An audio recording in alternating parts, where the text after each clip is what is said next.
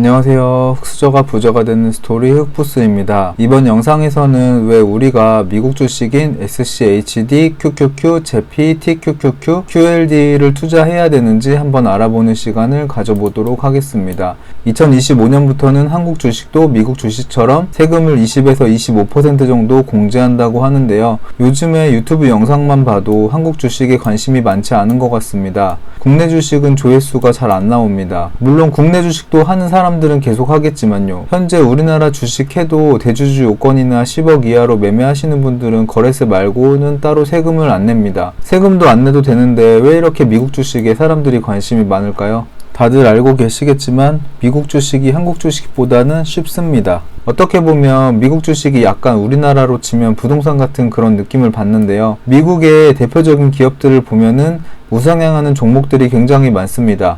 펩시코, 코카콜라, 월마트, 맥도날드, 나이키, 애플, 마소, 구글, 아마존, 엔비디아, 테슬라, 메타 등등 진짜 언제 사서 물려도 올라온다는 믿음이 생기는 것 같습니다. 물론 100% 미국 주식이 다 이런 건 아니지만 미국에는 이런 종목들이 너무 많습니다. ETF도 굉장히 잘 돼 있어서 그냥 사서 대충 기다리면 수익이 나는 경우가 많습니다. ETF는 개별 종목보다는 좀 느리긴 하겠지만요. 그런데 국내 기업들은 어떨까요? 제가 몇 개만 가져와 보겠습니다. 롯데칠성, 이마트, 포스코홀딩스, 네이버, 카카오, 삼성전자, 삼성물산, 현대건설, 삼성바이오로직스.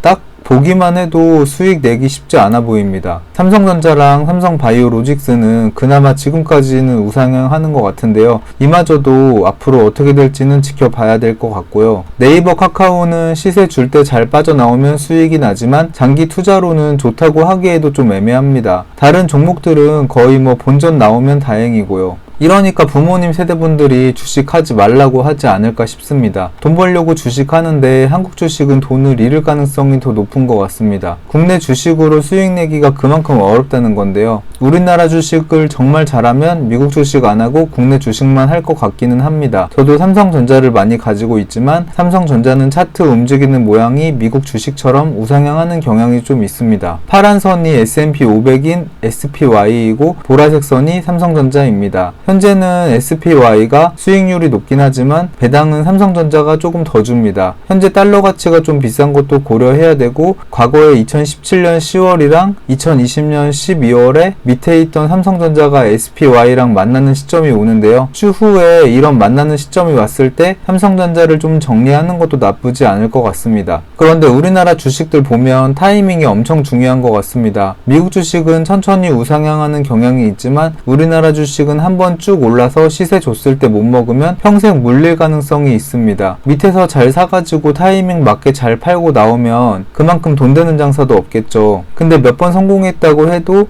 앞으로 계속 성공한다는 보장은 없습니다. 난이도가 꽤나 어려울 수 있습니다. 한국 주식시장이 또 좀 그런 게 주주 환원율이 낮습니다. 자사주 매입이랑 배당을 너무 안 한다는 뜻입니다. 미국은 주주 환원율이 89%나 되고 글로벌 평균도 70% 정도 된다고 하는데 우리나라는 주주 환원율이 28% 정도 된다고 합니다. 그래서 우리나라 대주주들이 기업 가치의 소량 지분만 가지고 있고 다른 회사 차려서 일감 몰아주기, 이익 나눠먹기를 하는 게 훨씬 이득인 거고요. 그 밖에도 미국이 달러 패권을 가지고 있다 보니 정책을 펴서 본인 국가에 유리하게 적용할 수도 있고요. 미국 기업들이 돈을 잘 버는 이유는 그 밖에도 여러 가지가 있다고 생각합니다. 제가 모르는 이유들도 있기는 하겠죠. 벌써 우리나라 사람들부터가 해외 기업 제품들을 좋아합니다. 하이레놀, 페브리즈, 나이키, 맥도날드, 테슬라, 애플 등등 제가 따로 얘기하지 않아도 다들 잘 아실 겁니다. EBS 다큐프라임 자본주의 제2부 소비는 감정이다에 보면 각종 마케팅 전략들이 나옵니다. 어렸을 때부터 TV 광고나 여러가지 광고물들을 접하면 브랜드가 우리의 뇌에 접근하게 되고 아예 박혀버리게 된다고 합니다. 우리의 뇌는 브랜드를 통해 내가 누구인지 어떤 사람인지 보여줄 수 있다고 생각하게 됩니다. 그럼 우리는 무의식적으로 코카콜라, 맥도날드, 루이비통, 애플 등등 이런 제품들을 막 사게 됩니다. 이런 브랜드가 머리 깊숙이 자리 잡게 되면 이성적인 판단보다는 감정적인 소비를 하게 됩니다. 저도 그렇고 다들 그러실 겁니다. 코카콜라가 815 콜라보다 맛있고 나이키가 프로스펙스보다 좋고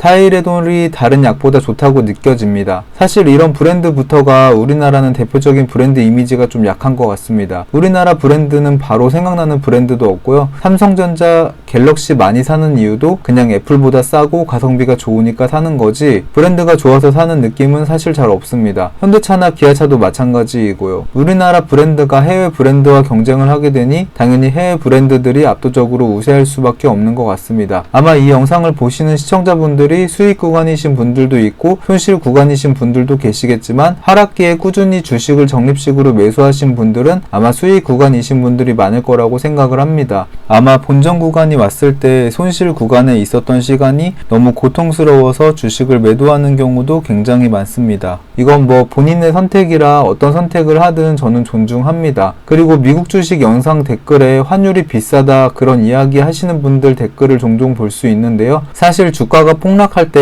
저 같은 경우 환율이나 배당 전망, 저의 성향 등등 여러 가지를 고려하여 삼성전자를 선택했습니다. 결과론적인 얘기지만 에코프로에 올인하는 건 아예 있을 수도 없는 일이었고요. 그나마 당시에 생각할 수 있었던 TQ, QLD, 테슬라, 애플, 엔비디아, 메타, 마소 같은 종목에 투자하는 게 수익률이 가장 컸을 것입니다. 환율이 비싸고 세금이 나오지만 확률상 미국 주식이 더 큰 수익을 가져다 주는 게 일반적이라고 봅니다. 국내 주식 중에는 이런 기업을 고르기가 엄청 어렵다고 보거든요. 다들 성투하시기 바랍니다. 영상 시청해주셔서 감사합니다. 다음에는 더 좋은 영상으로 찾아뵐 수 있도록 하겠습니다.